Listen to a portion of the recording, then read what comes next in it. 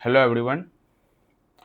આજે આપણે ધોરણ 10ની બોર્ડની પરીક્ષા નજીક આવી રહી હોવાથી ધોરણ 10માં બોર્ડની પરીક્ષાના ગણિત વિષયના જે ઇમ્પોર્ટન્ટ ચેપ્ટર્સ છે એના જે ઇમ્પોર્ટન્ટ ક્વેશ્ચન છે એ જોવા જઈ રહ્યા છે.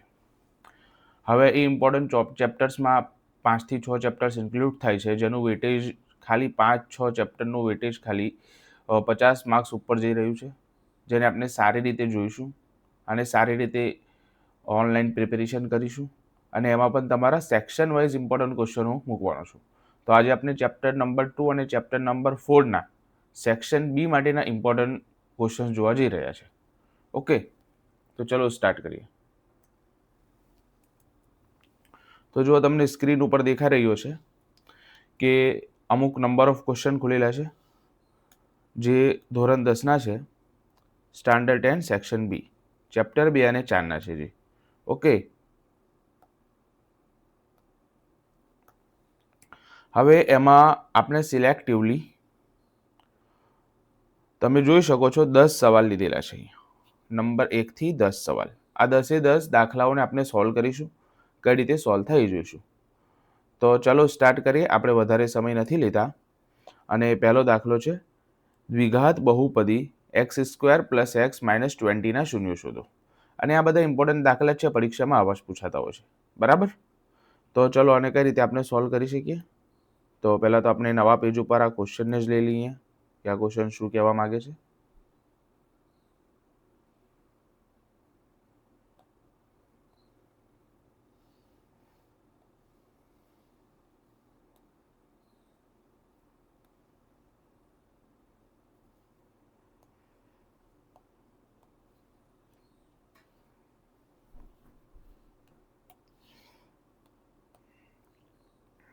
તો ક્વેશ્ચન છે દ્વિઘાત બહુપદી x² + x - 20 ના શૂન્યો શોધો. હવે આ શૂન્યો કઈ રીતે શોધવા? તો આ શૂન્ય આપણે અવયવની મદદથી શોધીશું. ઓકે, શૂન્યો કઈ રીતે શોધીશું? અવયવની મદદથી. હવે એમાં સૌથી પહેલા શું કરવાનું છે કે આ જે અચર પદ છે અહીંયા જો આપણે લખી લઈએ તો અહીં અગર આ વસ્તુને આપણે ax² + bx + c = 0 સાથે સરખાઈએ તો અહીં a = 1. a બરાબર 1 એટલે આ x² છે એનો સહગુણક, આ જે x² છે એનો સહગુણક એ a થશે, બરાબર. પછી આ જે x નો સહગુણક અહીંયા હોય એ b થશે. હવે કંઈ નથી તો 1 છે, બરાબર.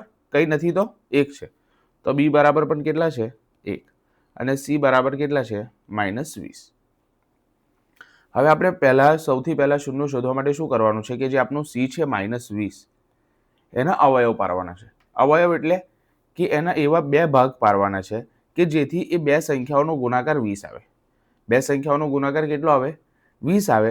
અને તે બે સંખ્યાઓનો સરવાળો 1 આવે. જે આપણો b છે ને એ આવવું જોઈએ, જે વચ્ચેવાળું પદ આપણું છે અહીંયા એ આવવું જોઈએ, એનો સહગુણક આવવો જોઈએ, સરવાળો.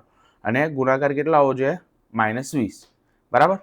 તો તમે કોઈ બે સંખ્યા આવું વિચારો, આપણે નિશાની બાદમાં જોઈ લઈશું પ્લસ માઇનસ, પણ પહેલા બે સંખ્યા આવું વિચારો કે જેનો ગુણાકાર 20 થતો હોય અને તે બે વચ્ચેનો તફાવત 1 જ હોય. તો કઈ બે સંખ્યા એવી હોઈ શકે કે જે બેનો ગુણાકાર 20 થતો હોય અને બંને વચ્ચેનો તફાવત 1 જ હોય? તો આપણે જો 2 × 20, પણ એમાં પણ નથી થતું કારણ કે તફાવત 8નો છે. પછી 3ના ઘડિયામાં તો 20 આવતું નથી. પછી 4ની વાત કરીએ તો 4 × 25, હા અહીંયા થઈ જાય છે.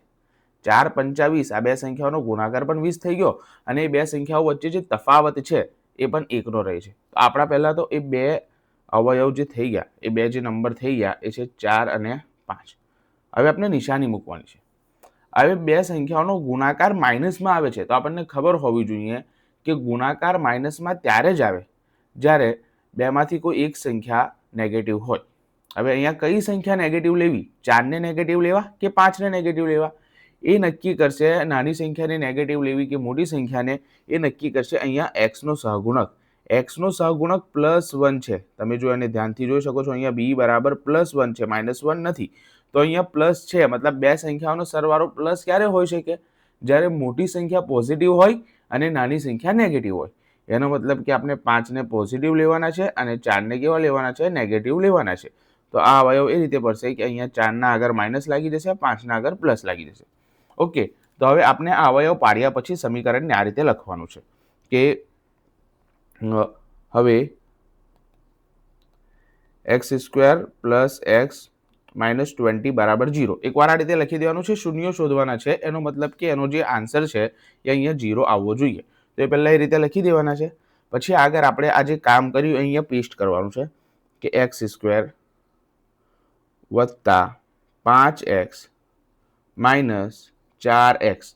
આ જે આપણો એક્સ હતો એને આપણે અહીંયા અવયવ પાડ્યા એ સ્વરૂપમાં લખી દીધા કે વત્તા 5x માઇનસ 4x. આ -20 બરાબર 0 એ રીતે તો લખવાનું જ છે. બરાબર. અને એવું કહે છે કે મધ્યમ પદને છૂટું પાડીને જે ગણવાની રીત કે છે આને જ કહે છે. બરાબર. તો ચલો હવે આગળ શું કરીએ. તો અહીંયા દેખાઈ રહ્યું છે કે આ બેમાંથી આ જે ફર્સ્ટ બે ટર્મ છે એમાંથી એક્સ કોમન આવી રહ્યો છે. બરાબર.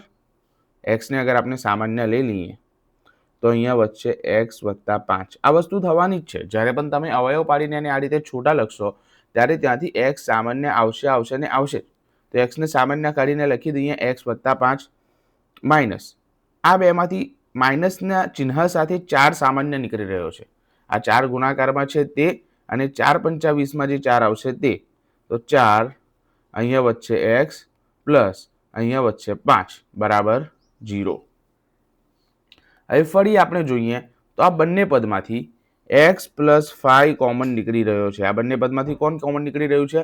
તો એક્સ પ્લસ 5 આ બંને પદમાંથી કોમન નીકળી રહ્યો છે. તો આપણે હવે આગળ લખીશું એક્સ પ્લસ 5 બંનેમાંથી આપણે કોમન કાઢી લીધો. હવે અહીંયાથી જો એક્સ પ્લસ 5 જતો રહે તો અહીંયા શું વધે? તો સ્ટુડન્ટ્સ અહીંયા માત્ર એક્સ વધે. તો આપણે અહીંયા લખીશું કે અહીંયા ખાલી વધ્યો એક્સ અને જ્યારે અહીંયાથી આપણે એક્સ પ્લસ 5ને કોમન કાઢી લીધો અને આપણે શું કરી લીધો? બહાર કાઢી લીધો અહીંયા. તો અહીંયા શું વધ્યું? માઇનસની નિશાની સાથે 4 વધ્યો. શું વધ્યું? માઇનસની નિશાની સાથે 4. તો આપણે અહીંયા લખી દઈશું એક્સ માઇનસ 4 બરાબર 0. હવે જ્યારે કોઈ પણ બે સંખ્યાઓનો ગુણાકાર 0 થાય, આ વસ્તુ એવું કહે છે કે આ એક સંખ્યા છે અને એક બીજી સંખ્યા છે. તો કોઈ પણ બે સંખ્યાઓનો ગુણાકાર જ્યારે 0 થાય ત્યારે એ બે સંખ્યામાંથી કોઈ એક સંખ્યા 0 હોઈ શકે છે અથવા બંને સંખ્યાઓ 0 હોઈ શકે છે. અગર બે સંખ્યા આવી છે કે જેનો જવાબ 0 નથી અને ગુણાકાર 0 થાય છે તો એ શક્ય નથી. અગર બે સંખ્યાઓનો ગુણાકાર 0 થઈ રહ્યો છે એનો મતલબ બેમાંથી કોઈ એક સંખ્યા તો શૂન્ય હોવી જ જોઈએ. તો અહીંયાથી લખી દેવાનું એક્સ વત્તા 5 બરાબર 0 કોમા એક્સ ઓછા 4 બરાબર 0. તો અહીંયાથી આપણને મળી જશે એક્સ બરાબર -5 કોમા એક્સ બરાબર 4. ઓકે. અહીંયા કોમાની જગ્યા પર તમે અથવા પણ લખી શકો છો. તો આ જે દ્વિઘાત સમીકરણ અથવા દ્વિઘાત બહુપદી આપણને આપી હતી એના શૂન્યો કયા થયા? તો આપેલ દ્વિઘાત બહુપદીના શૂન્યો એક્સ બરાબર -5 અને એક્સ બરાબર 4 છે. ઓકે. તો આ આપણો અહીંયા દાખલો પૂરો થાય છે.